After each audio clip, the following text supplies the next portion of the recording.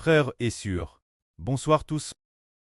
Ce soir, nous allons parler de depuis la création du monde par Dieu. Quel est le mystère caché dans toute la Bible? Il y a 66 livres. Dieu a caché son mystère, le gardant dissimule, apparaissant et disparaissant et apparaissant, le rendant insondable pour l'homme, ce que Dieu veut donner, l'humanité. Ce n'est que, dans le livre de l'Apocalypse, que Dieu révèle enfin son mystère, pour que toutes les nations et tous les peuples puissent le connaître. Alors quel est ce mystère que Dieu a donné l'humanité?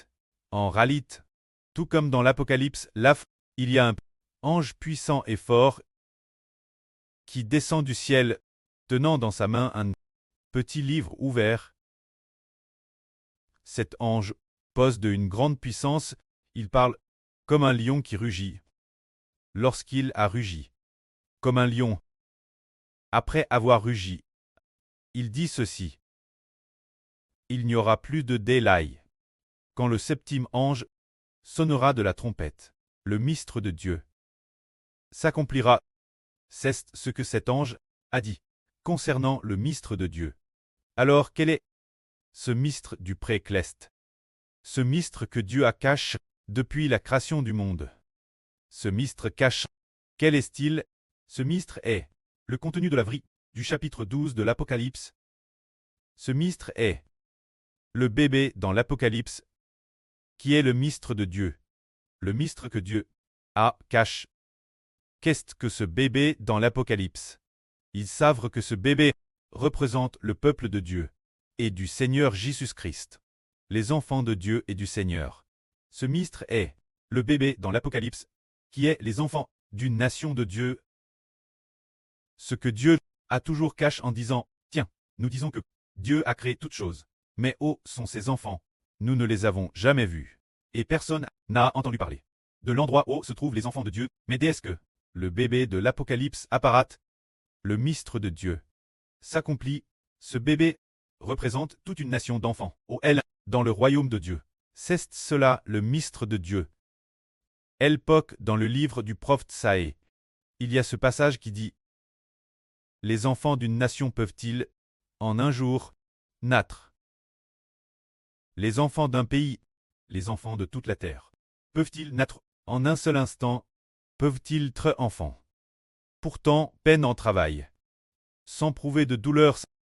Sion a enfant un bébé, et ce bébé est les enfants d'une nation. C'est cela, le mystère de Dieu. Sion est le royaume de Dieu. Dans l'Apocalypse, cette femme qui donne naissance au bébé, quand cette femelle, c'est Sion. C'est la montagne de Sion Cleste. C'est Dieu qui a toujours caché son grand mystère. Ce mystère est le bébé de l'Apocalypse, dans la Genèse au chapitre 3. Quand Adam s'est rebelle contre Dieu, alors il semble que Dieu parmi l'humanité n'avait plus d'enfants. Dieu a créé l'humanité et a créé toutes choses pour l'humanité, c'est-à-dire le pré-cleste Jéhovah a créé les cieux.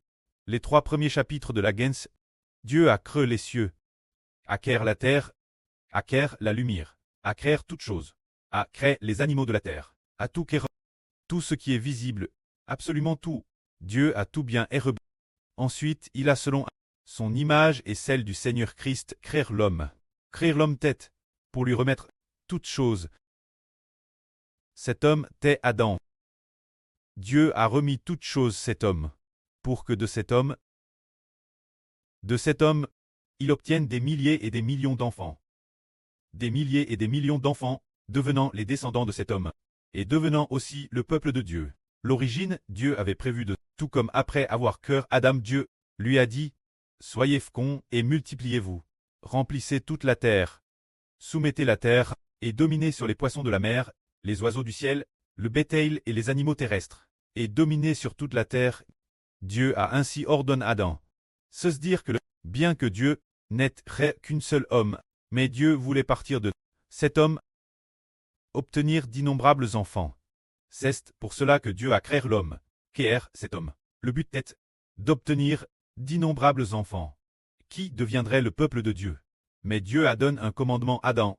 qui t'est d'ordonner Adam de ne pas se rebeller contre Dieu. S'il se rebellait contre Dieu, se rebellait contre le Saint-Esprit de Dieu, alors Adam ne serait plus un enfant de Dieu, alors Adam devrait devenir un homme mort. Mais après avoir te trompé Adam, Ceste rebelle contre Dieu. Et Ceste détourne de Dieu. Alors Jéhovah Dieu, apprenons une prophétie. Satan le diable. Se dire le serpent de l'Apocalypse, en disant, puisque tu as fait cela, tu seras maudit. Et il a prophétisé ainsi. Je mettrai de l'hostilité entre toi et la femme, entre ta descendance et sa descendance, l'une contre l'autre. Tu lui blesseras le talon. Il t'esserrera la tête. Le mystre de Dieu. C'est la descendance de la femme. En se dire la femme et sa descendance.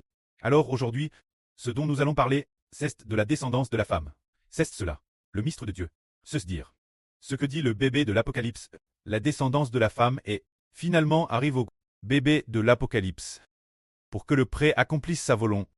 Et la dépéloie, il la laisse Adam continuer se multiplier, faisant croître la descendance d'Adam. Pourtant, ses descendants, on peut dire qu'ils n'appartenaient pas à Dieu.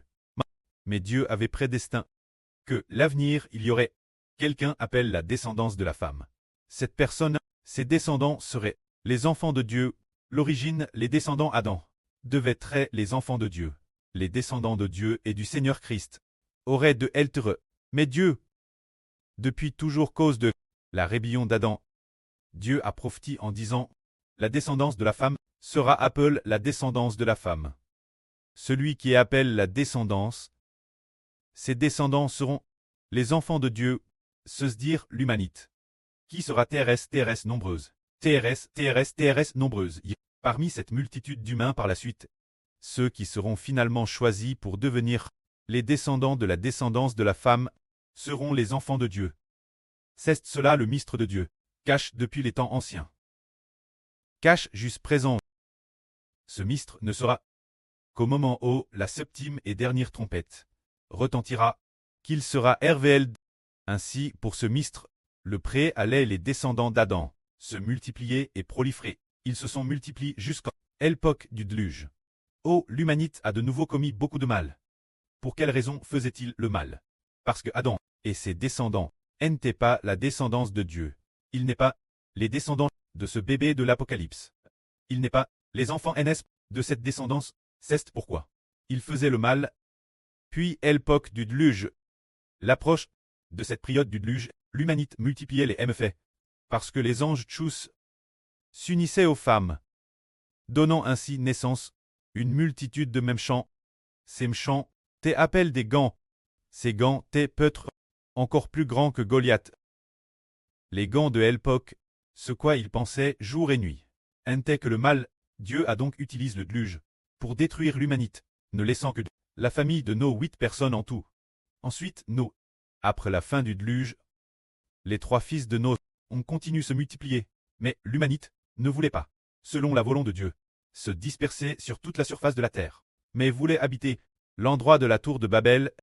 Ils ont construit une tour de Babel et ne voulaient pas quitter cet endroit.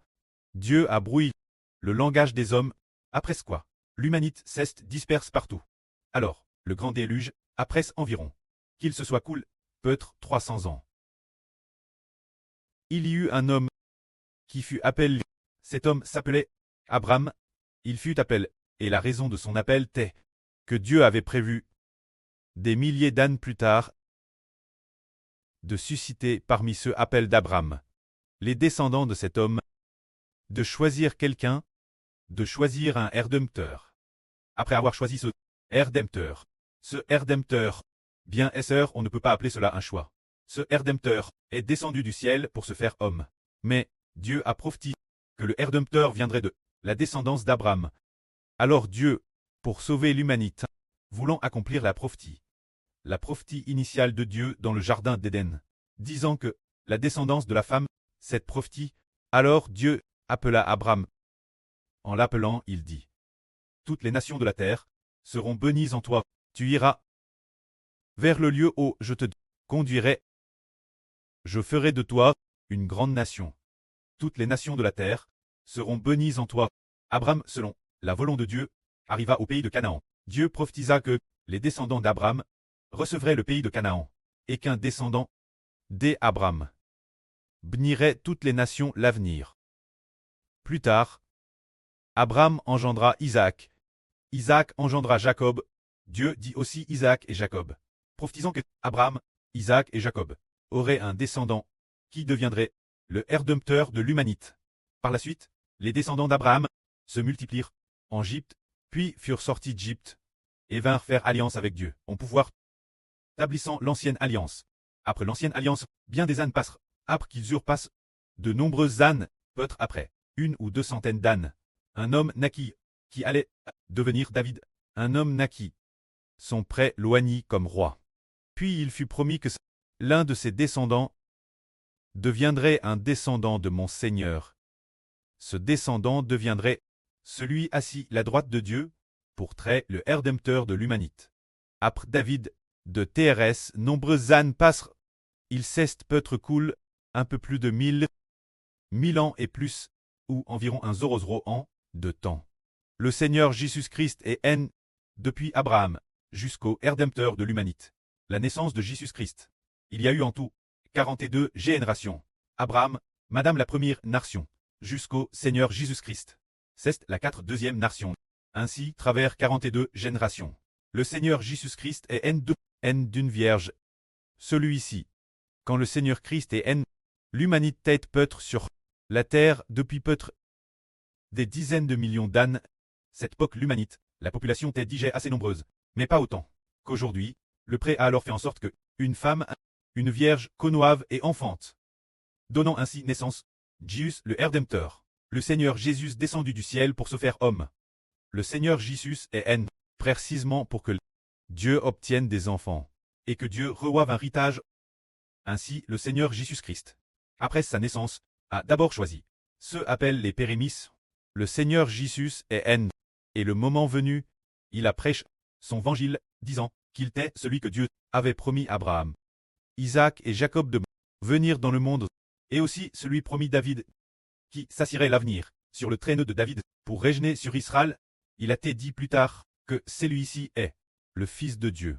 Plus tard, la Bible a prophétisé en disant que s'il est le Fils de Dieu, il ressusciterait d'entre les morts. C'est pourquoi le Seigneur Jésus-Christ a manifesté par ses miracles puissants qu'il est le Fils de Dieu, celui qui donne la vie. Ce Fils, le moment venu, a été crucifié pour l'humanité et est ressuscité d'entre les morts. Ainsi le Seigneur Christ, partir de sa résurrection d'entre les morts, a permis l'existence de partir de ce moment, quand le Seigneur Christ a été crucifié et est ressuscité le 3e jour. Un groupe de personnes recevrait une nouvelle création de vie. Le mystère s'est produit. C'est dire qu'avant que le Seigneur Christ ne soit crucifié et ressuscité d'entre les morts, les gens ne savaient pas qu'il y aurait une catégorie d'humains qui recevraient une nouvelle vie, une vie de nouvelle création. L'humanité a toujours vécu dans l'illusion, croyant tort que lorsqu'on vit jusqu'à 80 ans, la vie s'teinte, que la mort est la fin de tout, qu'il n'y a plus d'espoir. Mais après que le Seigneur Jésus-Christ est ressuscité d'entre les morts, il a enseigné ses disciples une vie nouvelle, se dire que l'homme doit ressusciter d'entre les morts pour une vie nouvelle, et qu'avant la résurrection d'entre les morts, durant son vivant, il doit recevoir l'esprit de la vie nouvelle. Après que le Saint-Esprit a fait recevoir cette vie nouvelle, elle doit devenir la vie des enfants de Dieu. C'est ainsi l'origine l'humanité n'appartenait que la descendance de Satan. Mais quand le Seigneur Christ est ressuscité des morts, parmi l'humanité, des enfants de Dieu sont apparus. Que la gloire soit auprès et au Seigneur. Amen.